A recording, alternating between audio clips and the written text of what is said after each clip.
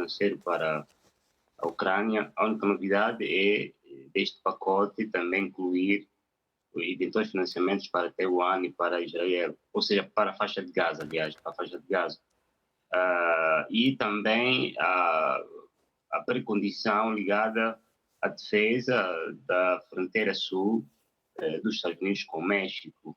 o que implica dizer aqui que a tática dos republicanos será a de continuar a trazer à lista temáticas que colocam a administração Biden em dificuldades e que podem minar a sua aprovação nas sondagens para as presidenciais de 2024. Por exemplo, esta componente de ajuda militar à Ucrânia não tem tido uma aceitação popular no seio dos eleitores republicanos, sobretudo, mas também no seio de alguma parte dos eleitores democratas. Em relação à imigração, há também posições dispares no seio do Partido Democrata, porque, enfim, há os que são mais ortodoxos em favor da linha republicana e há aqueles que são mais abertos ao acolhimento de imigrantes, através mesmo até de fluxos que vêm a partir da fronteira com o México. Qual poderá ser a saída? Bem, o que poderá acontecer é que essas táticas vão se protelar por muito mais tempo, eventualmente aproveitando também este momento difícil da Ucrânia, que, segundo várias análises feitas,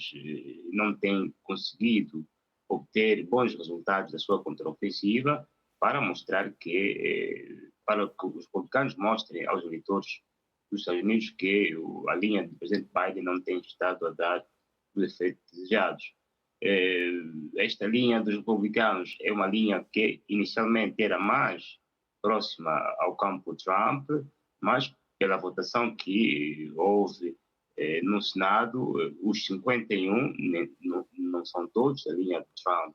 Há também os republicanos que são de uma linha independente ao movimento dos MAGA, o que mostra que começa a haver uma espécie de compateza, ou seja, há uma espécie de unificação compacta entre os republicanos no que toca à sua estratégia de não aprovação da ajuda militar para a Ucrânia,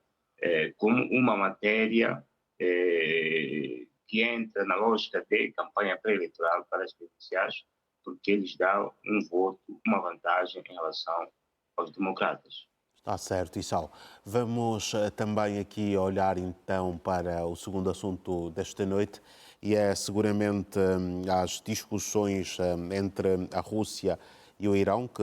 estiveram reunidos para expandir daquilo que são as relações a vários níveis. Notas de realce aqui deste encontro? Bem, a nota de realce é que isto se insere na estratégia do governo russo no Meio Oriente, aparecer como uma espécie de alternativa à política dos Estados Unidos, sobretudo no que toca à criação do Estado da Palestina. Como se sabe, Irão é dos Estados muçulmanos, xiita no caso, que é mais contundente em relação à sua oposição à incursão militar de Israel na faixa de Gaza, estabelecendo essa relação com a Rússia. Nessa temática em particular, pretende demonstrar-se como alternativa à política dos Estados Unidos e da União Europeia de uma maneira geral, em relação ao Medio Oriente de uma maneira geral e da Palestina de uma forma em particular. Depois também há aqui outro destaque que recai para a cooperação sempre estreita entre a Rússia e o Irão e até cooperando em áreas não tradicionais. Vimos recentemente a aprovação de uma declaração conjunta entre a Rússia e o Irão, que prevê a anulação dos efeitos das sanções que lhes foram impostas pelo bloco ocidental. Aí há também uma cada vez mais cooperação no domínio militar entre os dois Estados. E também houve recentemente, aliás, no fevereiro deste ano, a Rússia foi um dos promotores da adesão do Irão à Organização de Cooperação de Xangai, que é um bloco de cooperação de Estados da Ásia Central, da própria Rússia, que também viu a adesão de outros Estados asiáticos. E depois, no domínio militar, segundo a mídia estadunidense,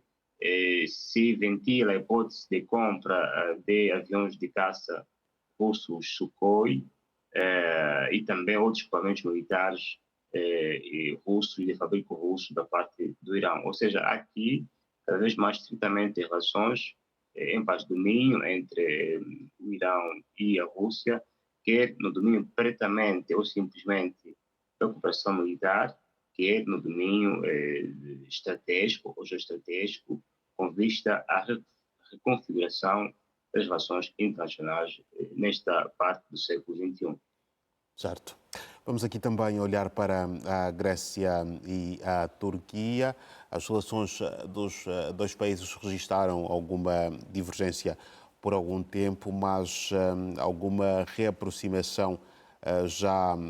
começa, portanto, aqui a ser notada, bem mais intensa atualmente, pois depois de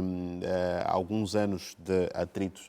a Grécia e a Turquia acabam por começar aqui a mostrar uma nova dinâmica nas suas relações, onde vamos, portanto, lançar o nosso olhar da análise também neste momento. Bem, em relação a esta matéria, Eduardo, me parece que a Turquia é como se pretendesse substituir-se, entre aspas, ao Israel na sua relação no domínio energético com a Grécia, porque houve, no decurso deste ano, a assinatura de um acordo com vista à exportação de gás conjunto entre Chipre, Grécia e Israel. Nesta altura, Israel tem relações um bocado tensas com o bloco ocidental em função do que se percebe ser punição coletiva da população da faixa de Gaza, ou pelo menos de não aceitação da parte de Israel do acordo humanitário, ou cessar-fogo humanitário, e há como que uma separação dessa relação, há uma diminuição do nível de relação entre os dois Estados. A Turquia, ao lançar-se, ao fazer essa visita à Grécia, apesar das divergências que existem, que não desapareceram, que existem com a Grécia, pretende, enfim, mostrar-se como mais apto, neste momento particular, a fazer com que os acordos existentes no domínio da exploração conjunta dos hidrocarbonetos no Chipre também possa participar enquanto um dos Estados importantes, porque, como sabe, o Chipre do Norte é turco, ou filo-turco, ou pro-turco, e o Chipre do Sul é pro-grego, ou a favor da Grécia. Ou seja, há essa possibilidade. Isto acontece porque os recursos energéticos foram descobertos recentemente, estão ao largo da costa do Chipre. E depois, não há certeza de que esta viagem venha, em definitiva, a limar as divergências que existem entre a Turquia e a Grécia no que toca à soberania de certas ilhas no mar Egeu, nem irá reduzir, se calhar, o build-up militar que o governo da Grécia está a fazer numa das ilhas aí no mar Egeu. É uma mudança pontual, porque pretende aproveitar uma situação geopolítica particular e, nesta altura, com base na calibragem das relações que sempre haver entre os Estados, o governo turco pretende amenizar a relação com a Grécia. Mas as tensões irão continuar, sobretudo em momentos eleitorais, porque, como vimos no decurso da eleição presidencial turca, nós dissemos que esta componente da contraposição com a Grécia entrava na lógica nacionalista do governo turco para chamar o voto dos conservadores, dos nacionalistas turcos, para a reeleição do presidente Erdogan. Isto aconteceu, mas poderá voltar a acontecer numa outra eleição qualquer, uma eleição autárquica ou legislativa, quer da parte da Grécia, ou seja, quer da parte da Turquia, como também da parte da própria Grécia, porque não nos esqueçamos aqui que o governo grego é um governo de direita conservadora, não é? E também tende a colocar no centro a questão nacionalista da preservação da identidade grega e também das ilhas que lhe foram garantidas por acordos internacionais, como a questão do Acordo de Lausanne de 1926. Acordo esse que esteve na base da crispação nos últimos tempos entre o governo turco e o governo grego.